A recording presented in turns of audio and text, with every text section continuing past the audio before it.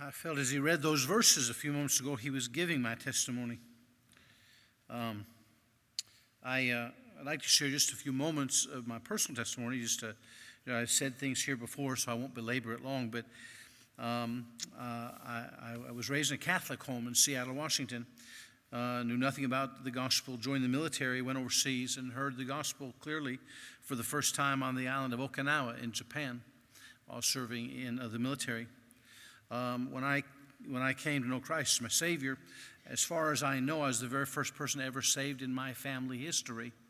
I don't know anybody, aunt, uncle, cousin, nephew, niece, brother, sister, mom, dad, grandma, grandpa, nobody. And to this day, I've never met anybody in my family who was a Christian before I was. And so I envy to some extent those of you who have great heritage, grandparents who were Christians and parents who were Christians, and I didn't have that. But God dealt with my heart one day and said, "But you get to be the beginning of one." Yes. And one of the reasons it matters to me so much that my children walk with God. Yes. I don't want to be a one-generation heritage. I have grandchildren walk with God, and I want to see my family years down the road, well after I'm dead and gone, still walking and serving the Lord. Amen. I grew up stuttering badly. Pastor Sexton mentioned that on Sunday. I grew up with a very, very bad stutter problem. There's no way I could explain to you how badly I stuttered because you'd think I was exaggerating it and making it up. But I spent 2 years in speech therapy in the University of Washington Speech Therapy Clinic in Seattle. It didn't do me any good. It didn't help me at all. I spent another 2 years in the public school system in Seattle, going to speech therapy every week. It didn't help me. I entered my adult years with a stuttering problem. When I got saved at 22 years old and I began to feel God was calling me into full-time ministry, I thought, well, I could be a plumber on a mission field somewhere. I thought I could be a mechanic on an airplane in Africa or something. I thought I could do something for God. When I felt he was calling me to preach, I said, I can't do that. You got to be able to talk to preach. I thought, I can't do that. If you've ever been around a stutterer, you know that just hearing a person trying to get words out is grating at times. I mean, you're trying to be polite, but it's hard to listen. I thought, how can somebody listen to a preacher like that, you know? I was reading my Bible. I tell people all the time, if you don't want to do the will of God, definitely don't read your Bible. It messes you up every time. And I got reading in Exodus about Moses, and when it said he was a slow tongue, it said in the center column reference of that Bible I had, it said stammerer, which technically was what I was, a stammerer. I put my Bible down, discouraged, and I said, God didn't let Moses out because he was a stutterer. He did not let me out. And I said, well, God, I'll stutter for you for the rest of my life. That's what you want me to do. And I figured if I get 10 people come to church and listen to this guy stutter through a message, it would be amazing. And so literally I went with no dream that God would do something huge. I just dreamt that God would use me in some way. Little by little, he's taken the stutter away. Little by little, I do better. I still get stuck once in a while. But God has done a work in my life. Somebody asked me Sunday night after the service, they didn't finish the story. He said, all your family was lost when you were saved. Have you reached any of them? I said, one brother, 2 sisters, a brother-in-law, a sister-in-law, and my mother got saved. My mother got saved on the 19th anniversary. Brother Sexton was preaching that day at our church. Evelyn was sitting next to my mom, and my mom raised her hand on the invitation. Evelyn put her arm around my mom's shoulder and said, you want to get saved, Pat? And she began to cry and said she wanted to get saved. I had the chance to baptize my own mother 25 years to the day after I was saved. I was saved November 22nd, 1975. I baptized my mom November 22nd, 2000. Tempted just a little bit to hold her under a little longer than normal, but if you knew my mother and the relationship we have, you'd understand that. But all of that to say, God has taken this nobody and has been so good. So good to me. A man right here said to me, a young man said to me, on Sunday night. He came to me and said, I want you to know God has used you this morning to help me. So I have a speech impediment. And I've heard that around different people. That's why I tell my story. I don't tell my story so I can be known or so I can be. I just want people to know that God will use you if you'll let him. If you'll give him an opportunity, he'll use you. God's done a great work in Spokane. We've not only started the church there, been there 35 years.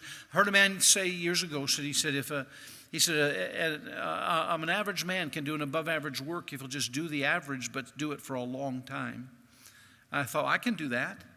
I may never be more than an average man, but I can sure do it for a long time. So as of this next September, we'll be there 35 years in the same place. I had a man tell me I couldn't make it. He said, I was too soft. I'd never make it as a pastor in the Northwest. I set a goal that I wanted to pastor our church in Spokane one day longer than he pastored. He died and went to be with the Lord. He became a dear friend of mine, but he died and went to be with the Lord. When I woke up January 7th of this year, I was pastoring one day longer than he pastored. So we get to heaven, I can go, and but we have more to do, so much more to do. And my greatest heart desire right now is the city of Seattle. I was born and raised there. We're 300 miles away from there where we pastor now, but there's still a great need. There are 2 independent Baptist churches within the city limits of Seattle, one to the far southwest and one to the far northeast, just inside the city limits barely. And if both of those churches combined had 50 people in church next Sunday, they both had a good day. They're working hard, they're trying, but it is a difficult place. All the things I've heard about England this week have so encouraged me. Amen. That it can be done in Seattle too. Yes. I met with a young man this morning. The way he described Brighton, it's like you take the description and make it Seattle. It's the same kind of atmosphere, same kind of thing, and it can be done there. So I'm praying God would bring somebody. We thought we had a young man. I said last year at this meeting that we were going to start a church in Seattle, and I know it's going to take a little bit of time to prepare for it. I know of at least 3 churches that have begun funds, church planting funds, and building a fund for Seattle, for a church plant in Seattle. So I know at least 3 churches do that. I know several other churches who have agreed that when someone comes to Seattle, they'll come and help them. They'll bring people, knock doors. We'll do all we can to help. Thought we had a young man. He came and visited Seattle, showed him all over the area, and he was going to go away, pray about it, come back. He called us. He called another pastor and told him, said, I think we're going to go. We're going to go to Seattle, start a church. I got so excited. And then he said, well, we're not going to name it a Baptist church. We've been told that it'll be a hindrance to call it a Baptist church. Can I tell you something? In all the Christian love I can possibly muster up, that's stupid. You're talking about a state that is one of the lowest percentage of church-going people anywhere in the country. They don't know what a Baptist is. Listen, calling it a church is a hindrance in Seattle. So, you're going to name it something. You're going to call it, we'll just call it a community church because we're in the community. There's a community church movement. You're identifying with something. Well, we'll just call it the Bible church because it's going to, there's a Bible church movement. You're going to identify with something. The fact is, in Spokane, you could spend days on the city streets of Spokane asking people what a Baptist was. They can't tell you what a Baptist is. We get the opportunity to define Baptists for them. They come to our church, they find people that love them, care about them, that are happy, excited in the things of the Lord, and they go away saying, well, that's what a Baptist is. You don't have to shy away from that. You don't have to run away from it. You get to define it up in the Northwest. Come on, help us define Baptists for them. And we need people. Please pray that God would give us somebody, the small towns, one of the largest numbers of small towns anywhere in the country that don't have any. We started a church this last year, about a year and a half ago, in a town of about 7,000 people.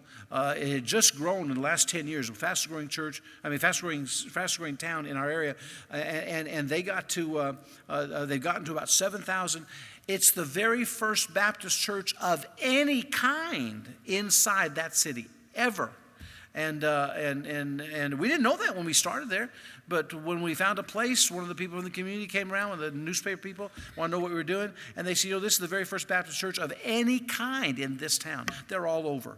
You want to go to small towns? Come to Washington. You want to go to a big city with a great need? Come to Washington.